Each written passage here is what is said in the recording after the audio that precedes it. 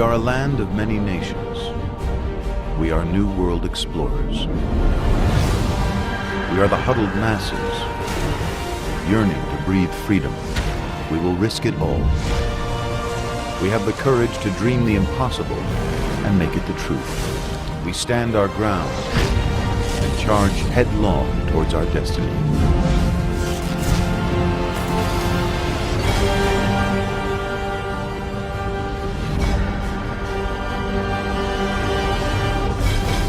America, the story of us.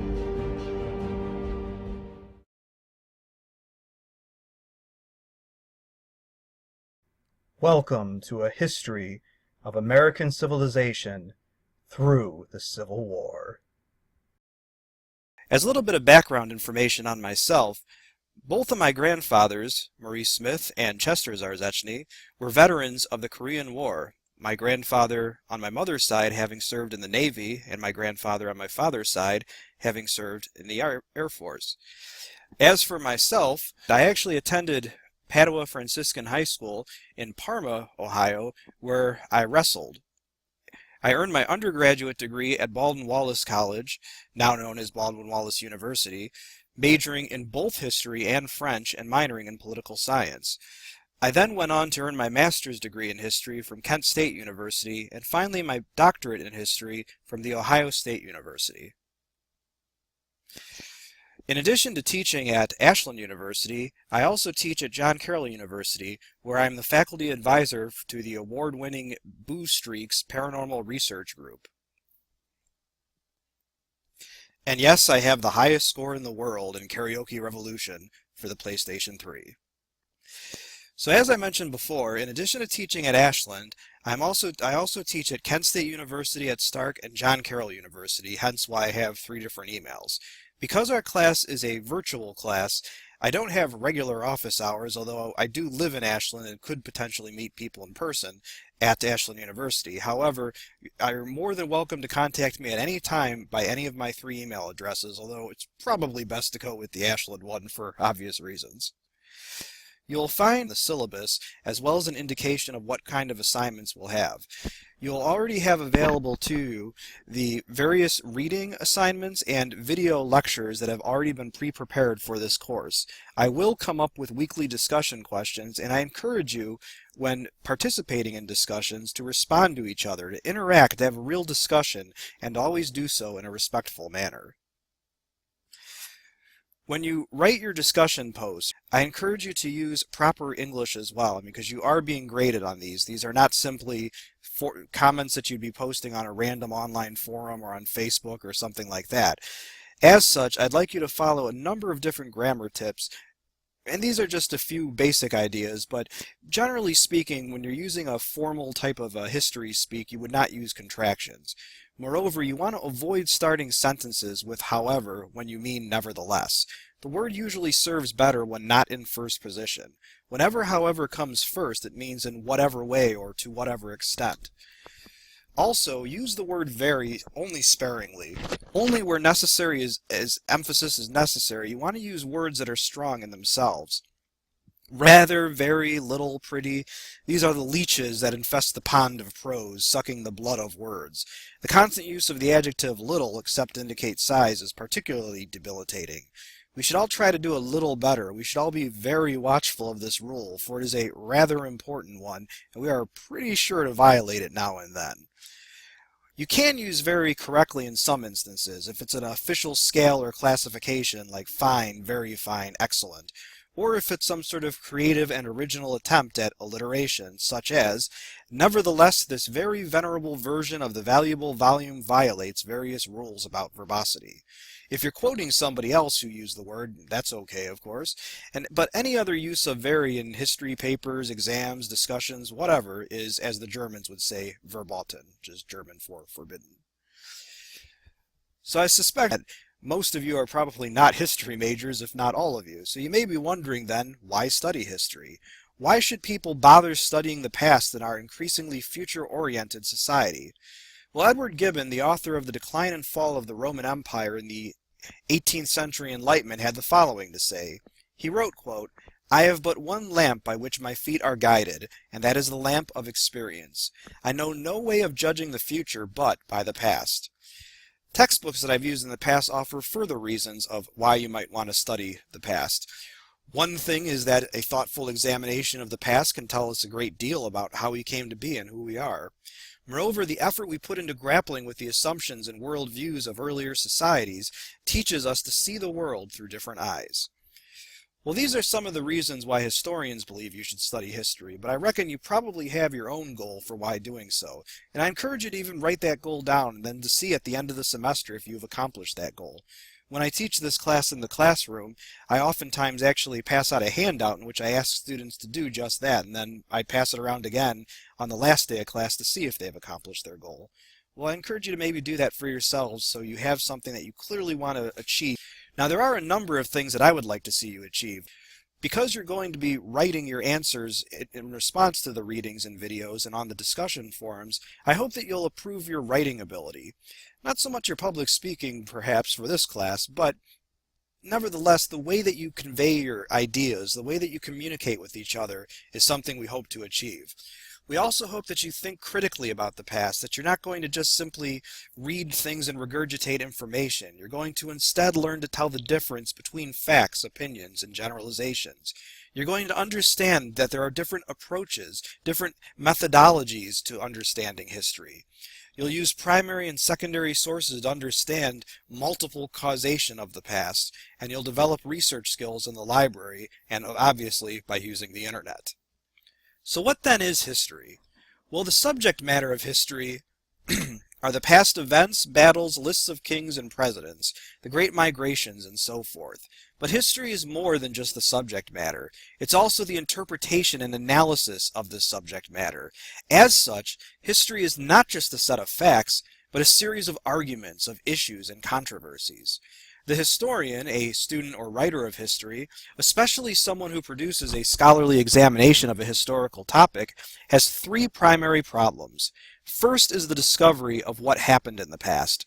Second, the interpretation of the events from the past, especially in an attempt to understand those events and to explain why they happened. The discussion of what those past events have to teach us in today's world is the third goal, or third problem, of the historian. You're going to find, though, that some writers in the past have given us false information, usually because they did not know some historical information and they simply made something up. They were lying about the past, or they were biased, and by biased we mean an attitude or prejudice that influences the way in which a subject is interpreted. Such people, therefore, could potentially present only a biased account, something that's not necessarily truthful. The source material or evidence for studying history comes in two basic or main types, primary and secondary. Primary documents and sources are material that comes to us exactly as it left the pen of the person who wrote or created it. First-hand evidence that records the words of someone who participated in or witnessed the events described, or of someone who received his or her information from direct participation. Secondary sources refer to an account by someone about the life or activity of someone else, such as books and articles in scholarly journals that comment on and interpret primary sources, the findings of someone who did not observe a historical event firsthand, but investigated primary evidence of it. When you evaluate primary sources, you should ask the following questions of the document at hand. What does the source tell you that you did not know about the period being discussed? When was the source written? Was it written close to the time of the events it describes? Who was the author of the source? What do we know about the author of the document? How does the author's gender and socioeconomic class compare to the people about whom he or she is writing? Was the author likely to have had a bias? Are there detectable biases in the source? Why did he or she write the source? Did he/she have a vested interest in any of the issues being described? Should you believe everything the source tells you, or should you doubt some of it? Therefore, how reliable do you think the source is likely to be? Who was the intended audience? What unspoken assumptions does the text contain? What is the purpose of the document? What is the historical context, the text that surrounds a particular statement and affects the statement's meaning? What is the historical context in which the source was written and read? Finally, are there other contemporary sources to compare against this one? When asking questions to evaluate secondary sources, you might notice some similarities, but also some differences. You want to know, for example, who is the author? What are his or her academic credentials? Who is the publisher? Who is the intended audience for the text? When was the text written? Do the footnotes, endnotes, and bibliography reference other important works on the same topic? Does the author contradict or disagree with others who have written on the subject, and if so, does he or she acknowledge and effectively address opposing arguments or interpretations? Does the author use primary sources as evidence to support his or her thesis? Is his or her interpretation of the primary sources persuasive? Is there primary source evidence that you are aware of that the author does not consider? Does the author build his or her argument on any unsubstantiated assumptions? Finally, there's also visual sources that you'll use. Visual sources can be both primary or secondary. They include such things as maps. Maps provide us with three basic types of information. First, the boundaries of countries, cities, empires, and other kinds of political information. Second, mountains, oceans, rivers, and other physical or topographic information. And third, latitude, longitude, a mileage scale, and other information that help the reader place the information in some kind of context. But visual sources are not only maps, they also include artifacts, physical objects created in the past.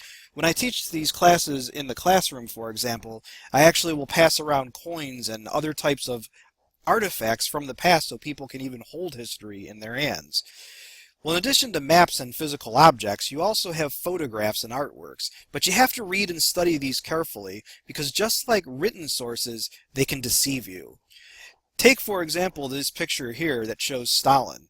You'll notice the top picture shows Stalin without somebody on his left side, unlike the bottom picture. Well, the guy on the bottom had fallen out of favor with Stalin, and once he had been no longer in Stalin's good graces, subsequent versions of the same picture were produced without that individual depicted, even before they had Photoshop.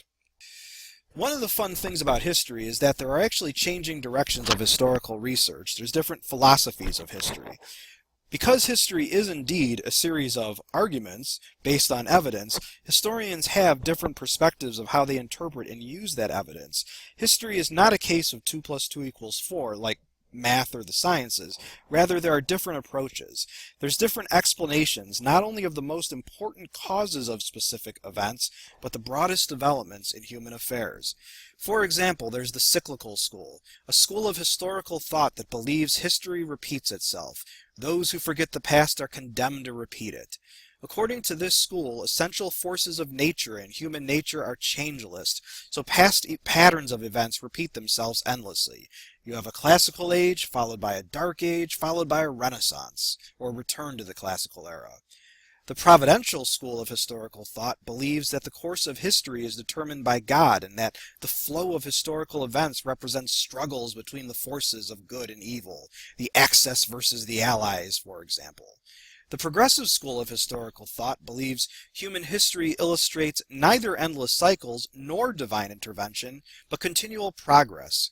According to this school, the situation of history is constantly improving. Yes, you have the Black Death and the World Wars, but you also have scientific and industrial revolutions. You have the karaoke revolution, among other things. Finally, we have postmodernism, a philosophy or school of history that questions whether we can truly uncover the past.